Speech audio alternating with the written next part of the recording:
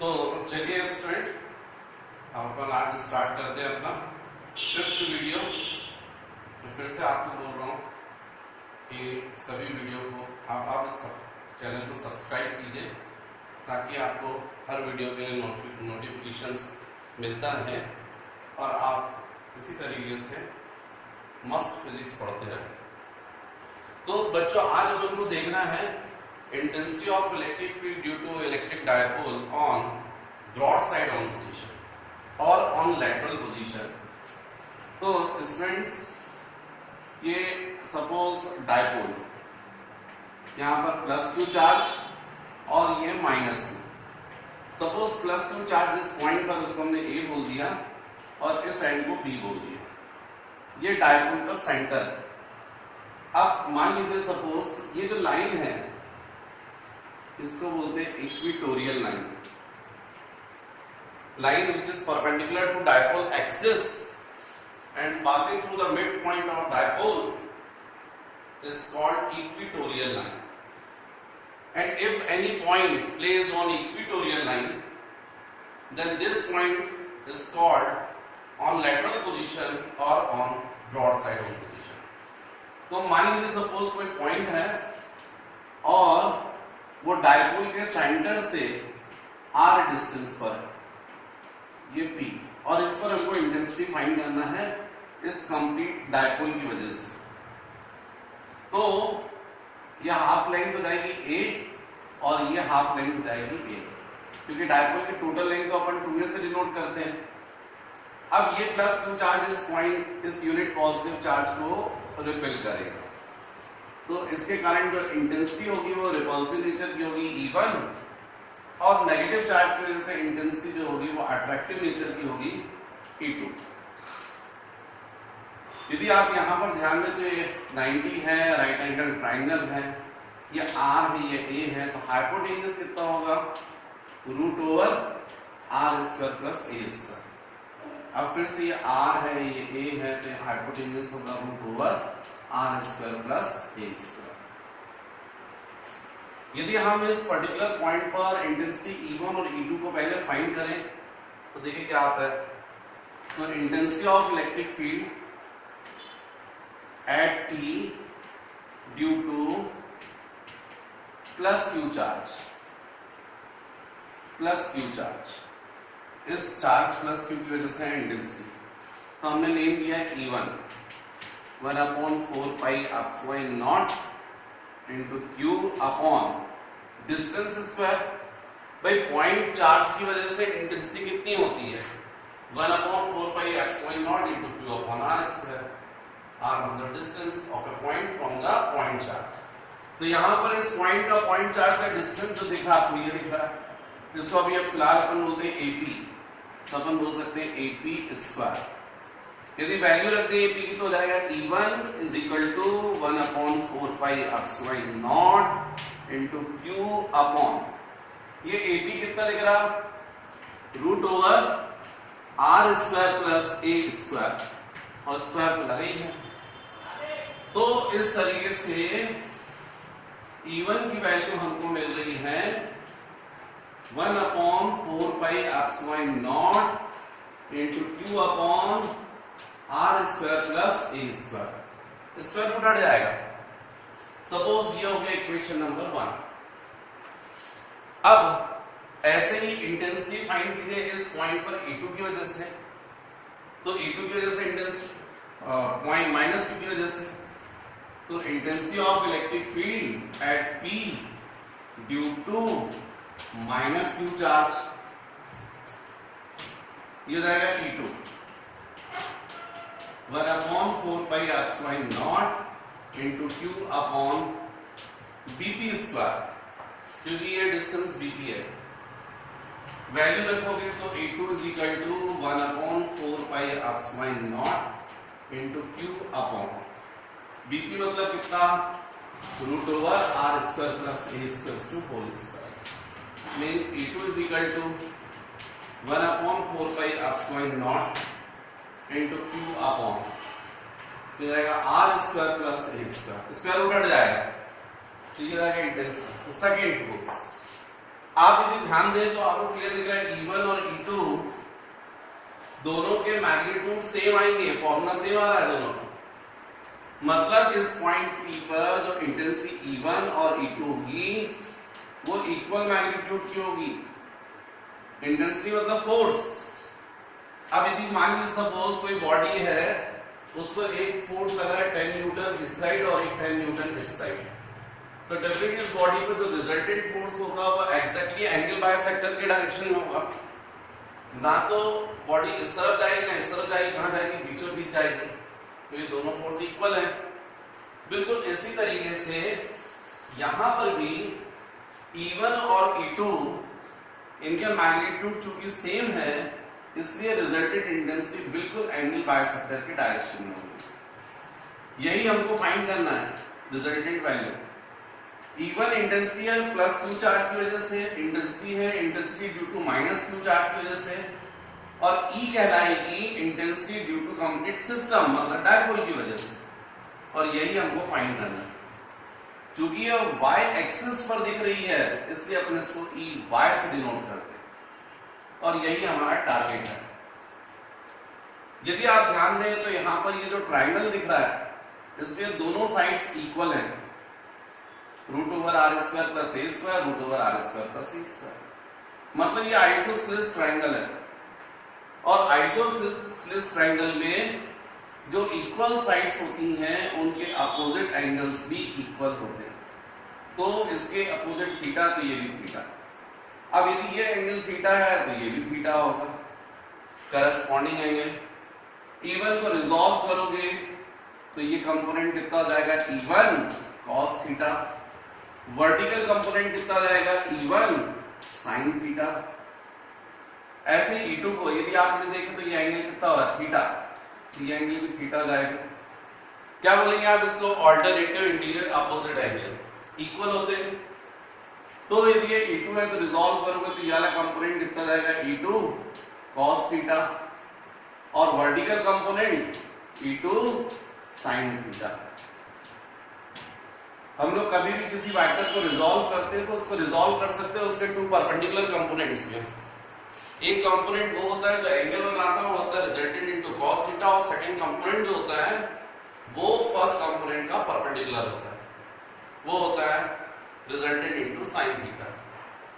अब आपको यहाँ पर डायग्राम में क्लियर दिख रहा है कि जो वर्टिकल कंपोनेंट है अपवर्ड डायरेक्शन में E1 sin थीटा और ये डाउनवर्ड डायरेक्शन में E2 sin थीटा, ये इक्वल मैग्नीट्यूड के होंगे क्योंकि E1 और E2 इक्वल हैं। सपोज E1 की वैल्यू 10 तो E2 की वैल्यू भी 10, तो इसका मतलब ये क्या लिखा हुआ, अपवर्ड डायरेक्शन में 10 sin थीटा और ये डाउनवर्ड डायरेक्शन में 10 sin थीटा। इक्वल मैग्नीट्यूड के होगा, एक दूसरे के अपोजिट, तो एक दूसरे को क्या कर देंगे, कैंसिल कर देंगे। इसका मतलब ये हुआ कि बाय डायग्राम यदि अपन बात करें तो summation of E sin theta is equal to 0। इन दोनों का वेक्टर सम 0 हो जाएगा। अब ये जो अपन को E1 और E2 से तो मतलब नहीं है क्योंकि E1 को भी हमने रिजॉल्व कर लिया हॉरिजॉन्टल कंपोनेंट और वर्टिकल, E2 को भी रिजॉल्व कर लिया हॉरिजॉन्टल और वर्टिकल, तो E1 और E2 से तो मतलब नहीं है। और इसके वर्टिकल कंपोनेंट भी एक दूसरे को कैंसिल कर चुके हैं, जबकि हॉरिजॉन्टल कंपोनेंट दोनों सेम डायरेक्शन में, तो यही दोनों कंपोनेंट क्या हो जाएंगे, ऐड हो जाएंगे और ये मिलकर डेवलप कर देंगे नेट इंटेंसिटी, जिसको हम बोल रहे हैं EY। तो इस तरीके से इलेक्ट्रिक डायपोल की वजह से पॉइंट P पर जो इंटेंसिटी होगी वो डायपोल एक्सिस के पैरेलल होगी और डेफिनेटली राइट साइड होगी, from positive charge to negative charge, parallel ऐसे।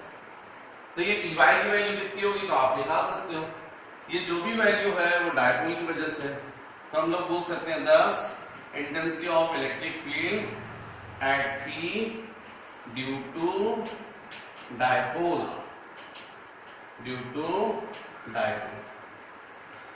अब ये कितनी होगी तो आप बोल सकते हो यहाँ पर E is equal to y axis पर है इसलिए EY और इधर E1 cos थीटा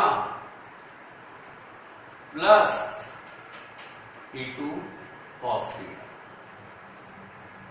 अब E1 और E2 का मैग्नीट्यूड चूंकि इक्वल है इसलिए E2 की जगह हम लोग क्या लिख सकते हैं E1। तो इसलिए net intensity EY is equal to, since E2 is equal to E1, इसलिए हम लोग लिख सकते हैं E1 cos theta plus E1 cos theta, ऐसा लिख सकते हैं। अब यहां पर हो जाएगा EY is equal to 2 into E1 into cos theta, means EY is equal to twice E1 की वैल्यू सब्स्टिट्यूट कर लीजिए 1/4 pi epsilon naught into Q upon R square plus A square, ये आपसे निकाल दी E1 की वैल्यू, इसमें यहाँ पर सब्स्टिट्यूट कर रहे हैं इंटू cos थीटा। तो इस ट्रायंगल में cos थीटा देखो बेस अपॉन हाइपोटेन्यूज, तो क्या बोलोगे आप, base A upon hypotenuse root over R square plus A square. अब इसको सॉल्व कर लीजिए तो EY is equal to 1/4 pi epsilon naught into Q into 2 को यहाँ मल्टीप्लाई कर दीजिए 2A, और यहाँ देखिए दोनों को मल्टीप्लाई कर रहे हैं आप, तो R square plus A square to the power 1 है और यहाँ पर R square plus A square to the power 1/2 है। बेस सेम हो तो पावर्स ऐड लाती है, इसलिए क्या जाएगा R square plus A square to the power 1 plus 1/2, मतलब EY is equal to 1/4 pi epsilon naught Q into 2A क्या होता है P अपॉन, ये जाएगा R square plus A square to the power 3/2। तो ब्रॉड साइड ऑन पोजीशन में intensity का formula ये मिला आपको। और शॉर्ट डायपोल के लिए तो आप क्या बोलोगे, for short dipole, for short dipole मतलब R is very greater than A, और मैंने समझाया था A स्क्वायर को आप नेग्लेक्ट कर सकते हो, तो A स्क्वायर यदि 0 हो गया तो R square to the power 3/2 बचेगा, 2 कैंसिल हो जाएगा, तो कुल मिलाकर EY का फॉर्मूला आ जाएगा 1/4 pi epsilon naught into P upon RQ, इतना है। ठीक है, मतलब एंड ऑन पोजीशन में जो इंटेंसिटी आपने ड्राइव की थी एंड ऑन पोजीशन पर, लॉन्गिट्यूडनल पोजीशन पर Ex is equal to 1/4 pi epsilon naught into 2P upon R square minus A square to whole square, short dipole के लिए आपने निकाली थी, तो वो आया था आपका Ex is equal to 1/4 pi epsilon naught into 2P upon RQ। जबकि ब्रॉड साइड ऑन पोजीशन पर इंटेंसिटी आप फाइंड कर रहे हो, तो वो आ रही है आपकी EY is equal to 1/4 pi epsilon naught into P upon R square plus A square to the power 3/2, और शॉर्ट डायपोल के लिए तो EY is equal to 1/4 pi epsilon naught into P upon RQ। मतलब आपको ये चीज ध्यान रखना है कि जब हमने यहाँ पर इंटेंसिटी फाइंड की है डायपोल की वजह से एंड ऑन पोजीशन पर या ब्रॉड साइड ऑन पोजीशन की वजह से, लॉन्गिट्यूडनल पोजीशन बोल लीजिए चाहे लेटरल बोल लीजिए, तो जब लॉन्गिट्यूडनल पोजीशन पर इंटेंसिटी फाइंड की है प्लस Q चार्ज था माइनस Q, इसकी वजह से यहाँ इंटेंसिटी निकाली, और यदि इतने ही डिस्टेंस पर अपन यहाँ पर फाइंड करें सेम डिस्टेंस पर, यदि यह डिस्टेंस R है और ये डिस्टेंस भी R, तो यहाँ पर तो इंटेंसिटी ऐसी थी अलोंग द एक्सिस Ex, और यहाँ पर जो थी वो पैरेलल टू एक्सिस ऐसे। Ex का फॉर्मूला आया था आपका, यदि अपन शॉर्ट डायपोल के लिए बात करें 1/4 pi epsilon naught into 2P upon RQ, जबकि EY आपने निकाला तो वो आ रहा है 1/4 pi epsilon naught into P upon RQ। यदि आप इसको 1 बोल दें, इसको 2 बोल दें, तो 1 डिवाइडेड बाय 2 करेंगे तो Ex upon EY is equal to अब इसमें से इसको डिवाइड कर दीजिए, 1/4πε0 कैंसिल हो जाएगा, P/R³ कैंसिल हो जाएगा, 2:1 ये रेशियो आएगा। इसका मतलब Ex is equal to what, twice of Ey। मतलब एट ऑन पोजीशन पर, लॉन्गिट्यूडनल पोजीशन पर इंटेंसिटी कितनी होती है, सेम डिस्टेंस पर ब्रॉड साइड ऑन पोजीशन पर जितनी इंटेंसिटी होती है उसकी जस्ट डबल, उसकी जस्ट डबल। मतलब यहां पर इस यूनिट पॉजिटिव चार्ज रखा है और उस पर जो फोर्स लग रहा है वो 10 न्यूटन पर कूलम लग रहा है, तो यहां जो फोर्स लगेगा वो जस्ट डबल 20 न्यूटन पर कूलम लगेगा। इसका मतलब हमेशा एंड ऑन पोजीशन पर इंटेंसिटी जो होती है वो डबल होती है। नेक्स्ट बच्चों अपन को इसके बाद फाइंड करना है intensity of electric field due to electric dipole at any position. मतलब कोई पॉइंट है वो ना एंड ऑन पोजीशन पर ना ब्रॉड साइड ऑन पोजीशन में, किसी डिफरेंट पोजीशन पर। इसको अपन देखेंगे नेक्स्ट वीडियो में। अभी आप इतना ही इसको रिवाइज कीजिए, बल्कि समझने के बाद आप इसको खुद ड्राइव करके देखिए। यदि हम आपके लिए मेहनत कर रहे हैं तो आप भी मेहनत कीजिए अपने लिए। जितना आप रिवीजन करेंगे और प्रैक्टिस करेंगे उतना आपका परफेक्शन आएगा। जैसा हमें याद हो गया है सब कुछ, कॉन्सेप्ट्स क्लियर हो गए, वैसे आपको भी हो जाएगा। तो प्लीज केवल ऐसा ना हो कि हमारी मेहनत बेकार जाए। हम आपको पढ़ा रहे हैं, आप भी पढ़िए अपने लिए।